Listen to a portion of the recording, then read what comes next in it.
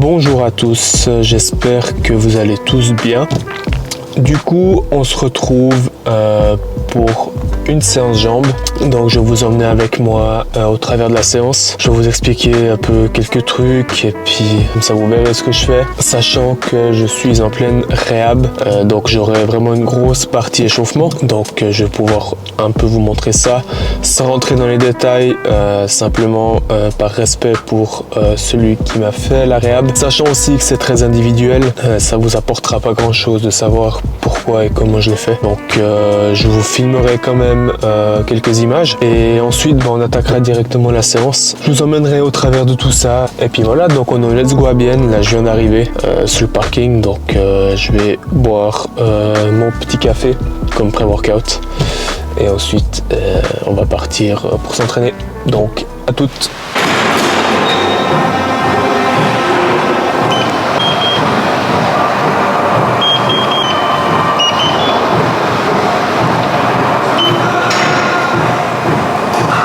Putain, j'ai tellement pas l'habitude de monter sur un tapis, je ne comprends rien comment ça se passe. Moi je commence toujours par 10 minutes de marche, surtout quand j'ai du trajet dans la séance. Simplement pour me mettre dans la séance, pour me mettre en jambes, pour me plonger dans la séance, puis la visualiser, savoir ce qui m'attend, ce que je dois faire. Ça me permet de me concentrer tout simplement. Mais aussi, vu que j'ai 16 000 pas à faire, ça me permet de faire un peu de pas et d'allumer la machine avant l'entraînement. Comme j'ai dit, séance squats aujourd'hui, totalement refaite et adaptée par Kyle Baxter. Donc, comme j'avais expliqué, j'ai pas mal de problèmes au genou depuis un certain nombre d'années à cause de mes précédents accidents et de mon opération au genou. Donc, je m'étais sorti 2 fois la rotule et la deuxième fois, j'ai déchiré le ligament fémoro-patellaire et tout ce qu'il y avait autour. Donc, opération et depuis cette opération, c'était en juin 2019, les douleurs au genou qui n'ont jamais réellement cessé. Simplement aussi, je pense, les vis que j'ai à l'intérieur, mais aussi par le fait que je n'ai pas pris au sérieux ma rééducation. Donc il y a cela quelques semaines, j'ai pris une consultation avec Kyle Baxter. Franchement, ce mec, c'est une bête. Il a tout de suite, simplement par des vidéos que je lui ai envoyées, donc j'ai pris une consultation avec lui, et simplement par des vidéos que je lui ai envoyées, il a su me dire exactement d'où venaient les problèmes. Et aussi à cause de mon opération, j'ai durant ces dernières années compensé avec le genou et des douleurs sont arrivées aux 2 genoux. Et ça me posait énormément de problèmes pour progresser sur les jambes, notamment surtout les patterns d'étirement. Si je prends l'exemple du hack squat, ça a été compliqué de progresser dessus à la mesure où j'étais pas capable de répartir le poids correctement sur les 2 jambes et par conséquent ça m'a créé un gros retard. D'ailleurs ça se voit sur les photos que j'ai quand même un léger retard sur la cuisse droite. Et faut aussi s'avouer que c'est vraiment cool de s'entraîner avec des douleurs. Au point de ne plus pouvoir marcher après la séance, au point de ne plus pouvoir correctement effectuer des extensions, tout autre type d'exercice pour les quads, et traîner des douleurs au quotidien, ne plus pouvoir se baisser, se mettre à genoux, c'est vraiment compliqué. Donc voilà pourquoi j'ai fait appel à lui.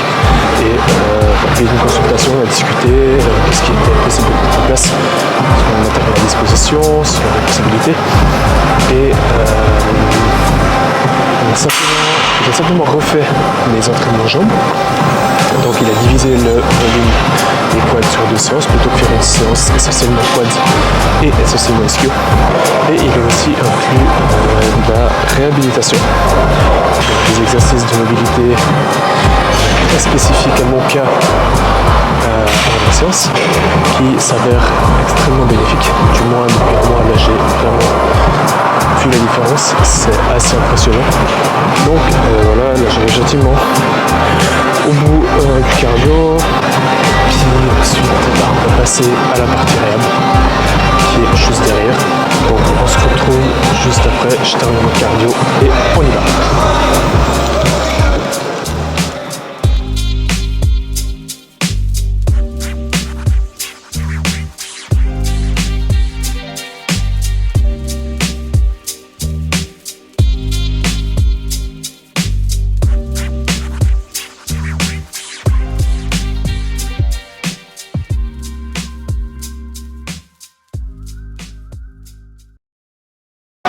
Ok, donc là je viens de terminer ma dernière série d'échauffement sur le premier exo, adducteur. Et pendant que je m'échauffais, je viens de recevoir ma nouvelle diète. On va changer de méthode, on part en cyclique, donc 2 jours bas, 1 jour haut. Et là, la prep commence. Donc jour bas, on est à 140 grammes de glucides, 1800 cal. Et jour haut, on est à 350 grammes de glucides à 2650 cal. C'est bien, je suis content, là ça va commencer à tirer. Je me réjouis, j'attendais que ça, donc ben voilà, c'est parti.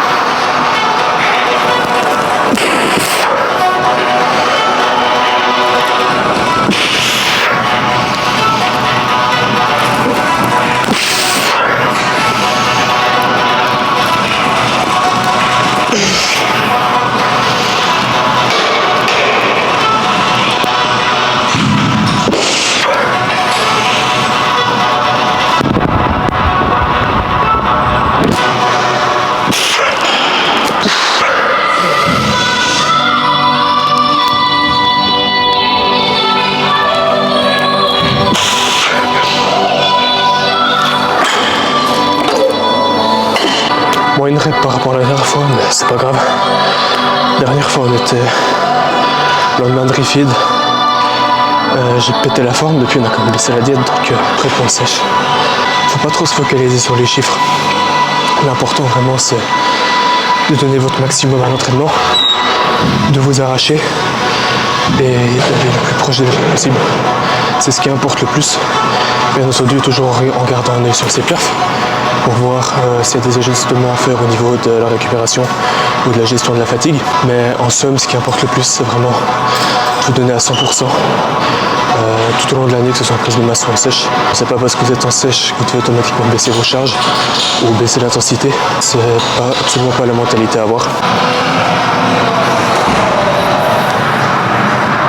Ok, deuxième exo, on a le leg curl couché. Je viens dans cette salle uniquement parce que il n'y a que cette salle qui a un leg curl couché aux alentours de chez moi. 2 séries, c'est parti. Les sangles pour gagner en stabilité. Plus on est stable, plus on est fort, plus on fait de muscles.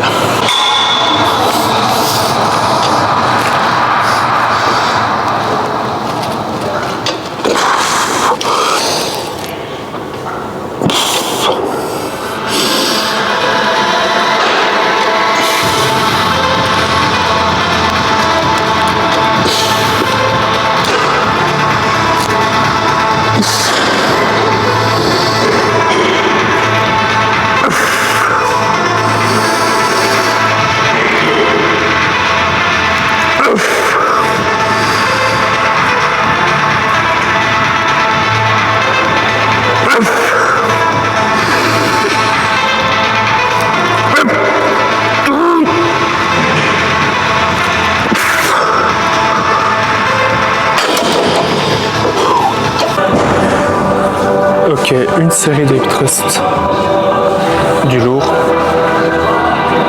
à la Smith.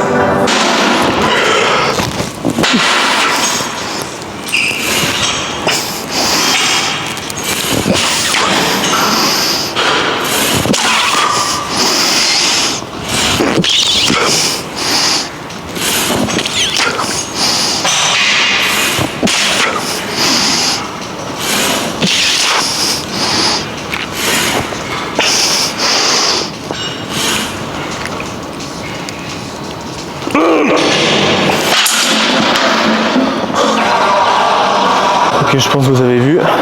On aurait dit que j'avais pas une grosse amplitude. Mais il y a une raison à ça, c'est que là, je faisais plus sous forme de ce qu'on appelle glute bridge. Simplement parce que si je descendais vraiment en hip thrust jusqu'en bas, j'ai un étirement du quad qui se crée. Donc à ce moment-là, c'est les tibias qui rentrent à l'intérieur, donc qui revient vers moi. Et si je laisse les tibias revenir vers moi, bah, comme j'ai dit, ça va venir étirer le quad. et ça me fait absolument beaucoup trop mal au niveau de au niveau du tendon juste au-dessus du genou là, je sais pas comment il s'appelle, enfin bref, dû à ma blessure. Donc j'essaie d'éviter ça au maximum pour éviter d'avoir des douleurs. Donc je le fais plus sous forme de glute bridge qui va venir vraiment cibler que le fessier. Donc voilà, c'était une série, 9 reps, 180 kg, un petit peu moins parce que la barre elle est moins de 20 kg, 175 par là, pas si mal, je suis assez content. Donc on prend et puis on va pas bouger de là en fait. On va passer au split squat, une série de chaque jambe aussi. Normalement je le fais aux haltères mais je vais le faire à la Smith tout simplement parce que je commence à perdre en énergie, je suis moins stable, j'ai moins de stabilité interne et du coup à cause de ça je perds en stabilité sur l'haltère et surtout que ça fait très longtemps que j'ai pas fait du split squat halter, donc je préfère passer à la Smith. Le temps d'adaptation sur l'exo sera beaucoup plus rapide que sur l'halter et vu que je suis en sèche, je vais être moins efficient si je fais l'halter. Pour l'instant ce qui importe c'est pouvoir être le plus stable possible pour s'arracher le plus possible.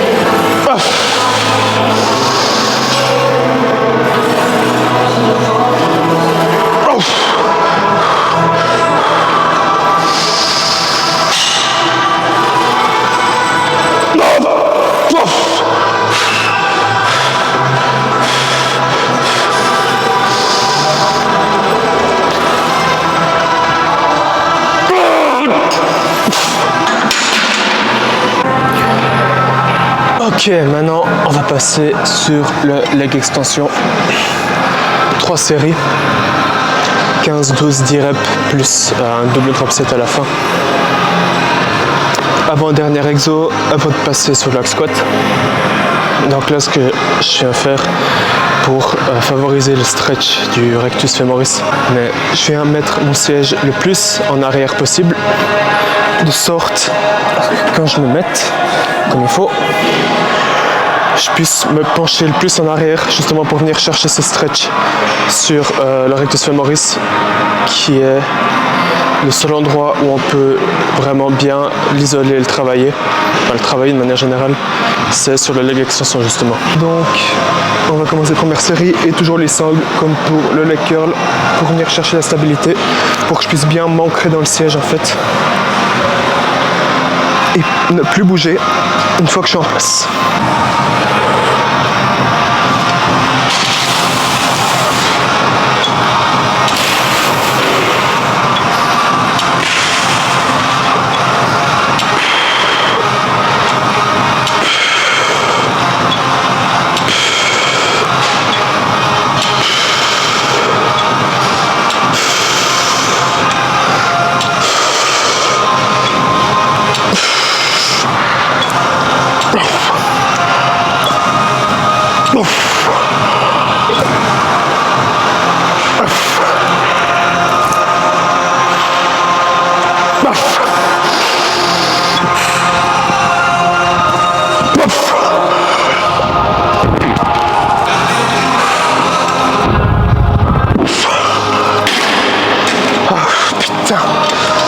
Et bien sûr, on fait pas le branleur, on va chercher le shake comme d'hab, même avec un rep range un peu plus haut, faut que ça pique.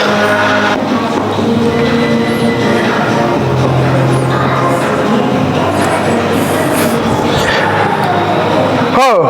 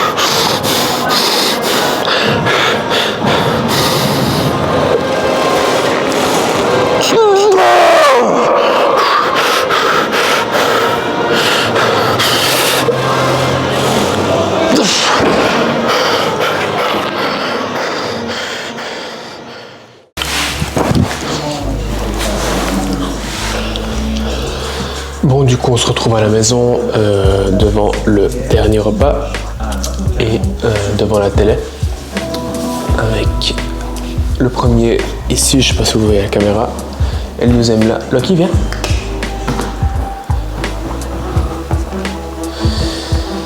Donc j'ai pas pu vous filmer la fin, la deuxième série de Hack Squat. Pas trop vous faire de commentaires sur le Hack Squat. Non, tu manges pas mon bœuf, toi. Tout simplement parce que j'avais plus de place sur la carte SIM. Donc on finit ici, c'est pas dramatique. Seul truc que je voulais dire, c'est que j'ai terminé par le Hack Squat parce que c'était l'exercice qui me faisait le plus mal. Étant donné que c'est un exercice à forte tension d'étirement et ça me fait beaucoup étirer mon quad, donc j'ai dû le placer en dernier pour venir réduire la charge et donc réduire les douleurs. Donc c'était une très bonne séance dans l'ensemble, assez content. Donc j'espère que ça va durer comme ça. Là ça fait quelques séances jambes que je fais vraiment des bonnes séances, donc je suis vraiment content. Donc voilà pour une première séance jambes. Et pour la dernière vidéo, j'avais mis un Q&A, mais malheureusement j'ai oublié de répondre à la question. Bon youtubeur comme je suis, donc je vais y répondre maintenant. J'avais une très bonne question, c'était est-ce que parfois tu craques et tu ne respectes pas ton plan alimentaire et à quelle fréquence? Alors je mentirais si je disais que je n'ai jamais craqué. Ça m'est arrivé dans le passé. Notamment quand j'étais dans cette optique de tout le temps vouloir être sec. À la base j'ai débuté la musculation dans le cadre d'une perte de poids, donc j'étais relativement gras et j'ai commencé, je me suis mis à la salle simplement pour perdre du poids. Et au point que ça en est devenu une obsession de tout le temps vouloir être sec et une peur de prendre du poids s'est installée, donc j'ai dû faire, je pense, facilement 2 ans et demi, voire 3 ans en déficit calorique. Et je dois vous avouer que sur la fin, ça commençait à devenir dangereux, dans le sens où je commençais à développer quelques troubles alimentaires. Alors je ne veux pas parler de TCA parce que TCA c'est plus grave que ça, mais quelques comportements qui n'étaient plus sains vis-à-vis de la nourriture. Et c'est à ce moment-là que les craquages commençaient à rentrer en jeu. En fait, ce que je faisais, c'est que j'étais tellement bas en calories et ça faisait tellement longtemps que j'étais bas en calories du lundi au vendredi que le week-end c'était explosion totale, voire de temps en temps ça déviait presque sur des crises d'hyperphagie, et c'est là que je me suis dit qu'il y avait un souci. Donc c'est vraiment durant cette période là, ça a duré 1-2 mois où c'était restriction, craquage, restriction, craquage, restriction, craquage, et ça tournait en cercle vicieux. Et c'est à ce moment-là que j'ai dit tout seul, je n'arrive plus à me gérer. Donc c'est à ce moment-là que j'ai pris un coach. Et voilà un peu comment je suis arrivé dans le bodybuilding à proprement parler. Donc oui, ça m'est arrivé, mais voilà, avec le recul, avec l'expérience, maintenant ça n'arrive plus. J'arrive à me dire que se satisfaire via la nourriture pour un plaisir qui dure 10 minutes, j'y vois aucun intérêt. Surtout qu'un plaisir de 10 minutes qui viendrait détruire 2-3 semaines d'effort, si on est dans le cadre d'un déficit calorique, c'est absolument stupide.